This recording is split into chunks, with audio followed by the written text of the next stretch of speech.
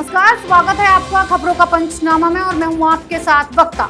हम लेकर आए हैं देश और दुनिया की 5 बड़ी खबरें, जिस पर चर्चा के लिए हमारे साथ स्टूडियो में मौजूद है कैपिटल टीवी के editor in chief doctor Manish Kumar ji. Doctor साहब, आपका बहुत बहुत स्वागत है। धन्यवाद। सबसे पहले नजर डालते हैं आज की हेडलाइंस पर। देश में पहली बार ड्रोन से आतंकी हमला। जम्मू में एयरफोर्स स्टेशन के टेक्निकल एरिया में 5 मिनट के अंदर 2 ब्लास्ट। वायुसेना के 2 जवान जख्मी, जांच में जुटी टीम। अनिल देशमुख पर ईडी ने कसा शिकंजा, 1 हफ्ते में पेश होने का दिया अल्टीमेटम। वाजे ने भी कबूले देशमुख के वसूली रैकेट के राज। बीएसपी सुप्रीमो मायावती का बड़ा ऐलान, कहा यूपी में अकेले लड़ेंगी चुनाव। ओवैसी के साथ गठबंधन की खबर झूठी। पीएम मोदी को सत्यानाशी बताकर बुरे फंसे दिग्विजय सिंह। बीजेपी ने किया करारा प्रहार, कहा देश के लिए अलक्ष्मी है सोनिया गांधी। पीएम मोदी की कश्मीर के नेताओं संग बैठक से बौखलाया पाकिस्तान। विपक्ष ने इमरान खान को घेरा, कहा कश्मीर पर भारत के सामने झुक गए इमरान।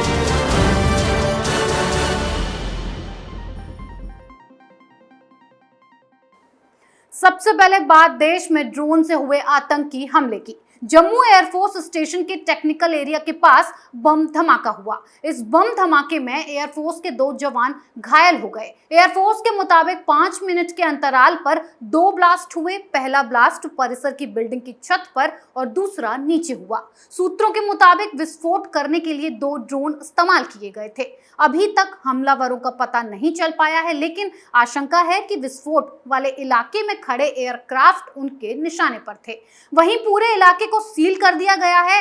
एनआईए और एनएसजी की टीम धमाके की जांच कर रही है। डॉक्टर साहब, देश में पहली बार ड्रोन से आतंकी हमला हुआ। कौन इतनी बड़ी साजिश के पीछे हो सकता है? देखिए, ये सीधे सीधे जो शक की सुई है वो पाकिस्तान के ऊपर है कि चूंकि बहुत दिनों से, जब से आर्टिकल 370 को हटाया गया है, तब से लगातार पाकिस्तान कश्मीर के अंदर अशांति फैलाने में जुटा हुआ था।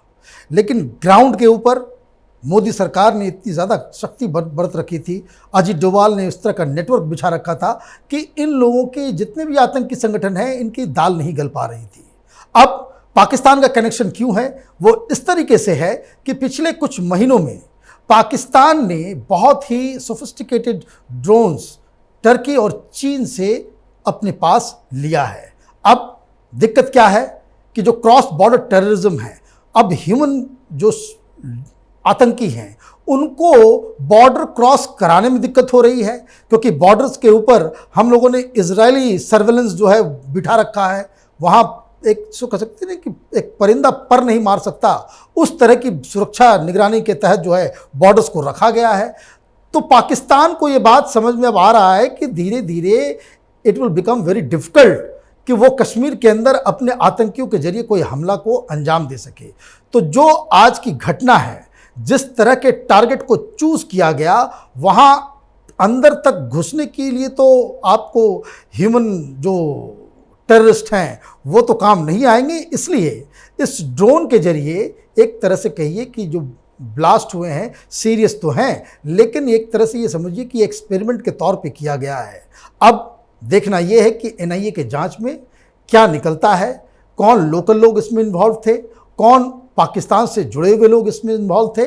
और तो और सबसे बड़ा चैलेंज जो इंडियन सिक्योरिटी एजेंसीज के सामने है कि इस तरह के ड्रोन्स के हमले को कैसे आप उससे सुरक्षित रह पाएंगे, कैसे उसका मुकाबला करेंगे, उसकी रणनीति बनाने की जरूरत है। जी डॉक्टर साहब, अगली खबर वसूली गैंग पर। ईडी के तीखे सवालों से बचने की कोशिश कर रहे महाराष्ट्र के पूर्व गृह मंत्री अनिल देशमुख अब बुरे फंस चुके हैं। ईडी ने देशमुख को अगले हफ्ते तक पेश होने का अल्टीमेटम दिया है। तो वहीं अब सचिन वाजे ने भी ईडी के साथ ये बात कबूल कर ली है कि देशमुख के कहने पर बार मालिकों से 4 करोड़ से ज्यादा रुपए वसूले गए थे और अनिल देशमुख के पीएस को सौंपे गए थे। वहीं ईडी देशमुख के पीएस संजीव पलांडे और पीएस कुंदन शिंदे को पहले ही गिरफ्तार कर चुकी है। डॉक्टर साहब, अब तो अनिल देशमुख के बचने का कोई रास्ता नजर नहीं आ रहा है, चारों तरफ से घिर चुके हैं। वो चारों तरफ से घिर गए, इसलिए वो बहानेबाजी कर रहे हैं कि हमारे पास वो डॉक्यूमेंट नहीं आया है, किस चार्जेस में कुछ सवाल हैं, हमें सवाल पहले दे दे।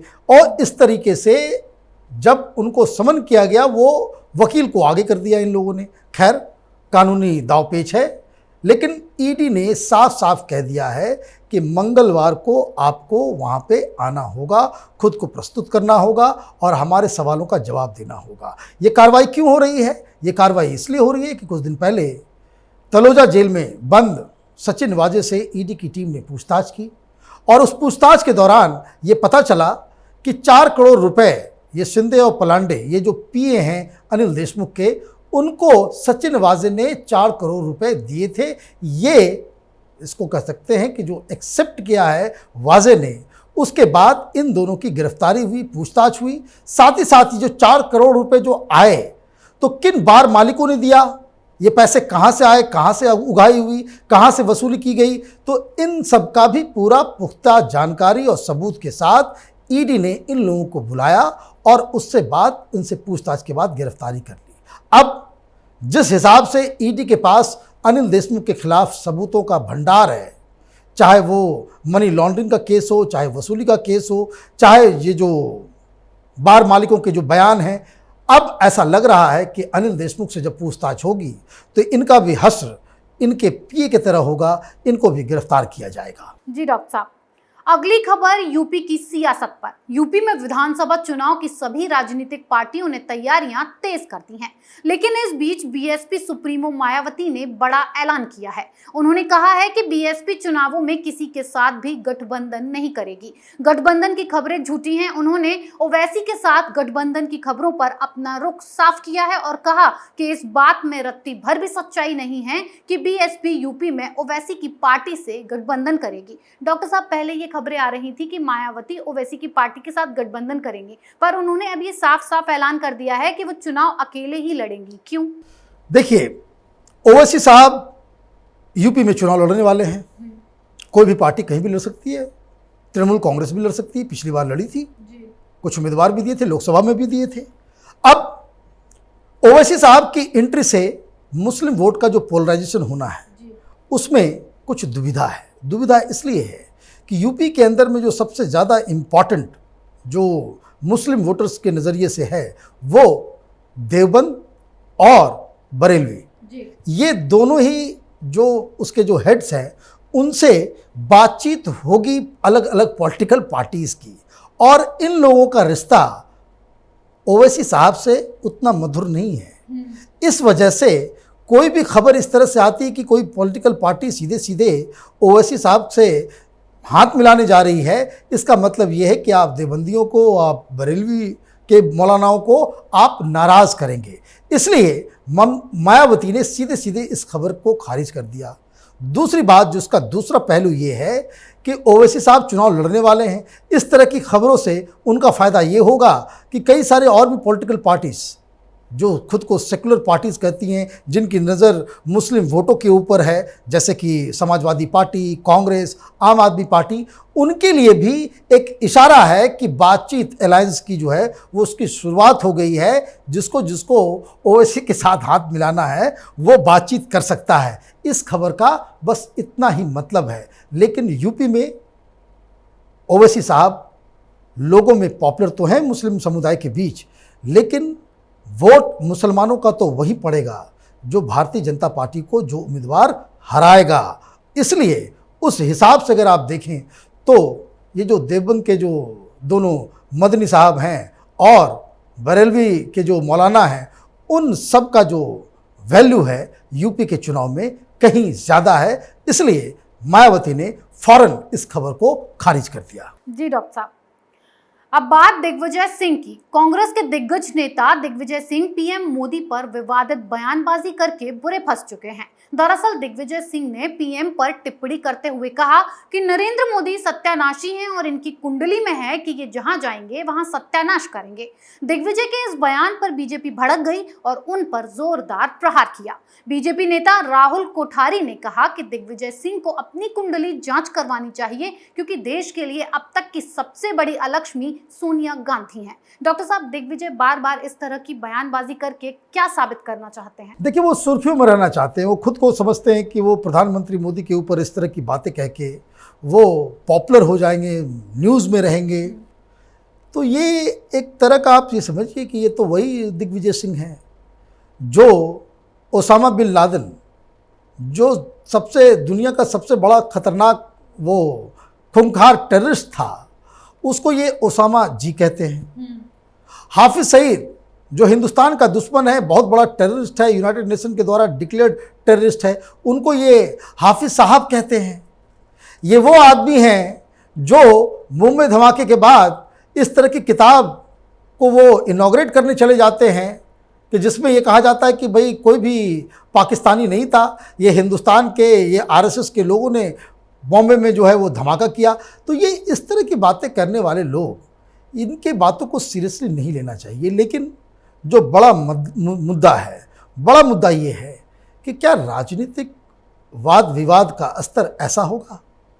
आप गाली गलौज करेंगे, किसी को सत्यानाशी कहेंगे, किसी को आप अलक्ष्मी कहेंगे। ये बताता है कि कांग्रेस पार्टी किस तरीके से फ्रस्ट्रेटेड हो चुकी है।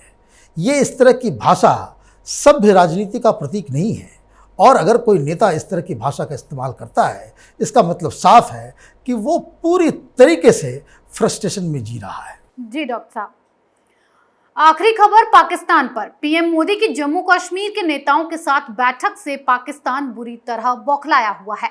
अब पाकिस्तान के विपक्षी दल और विशेषज्ञ एक सुर से इमरान सरकार को दोषी ठहरा रहे हैं कि वो कश्मीर के मुद्दे पर भारत के सामने झुक रहे हैं।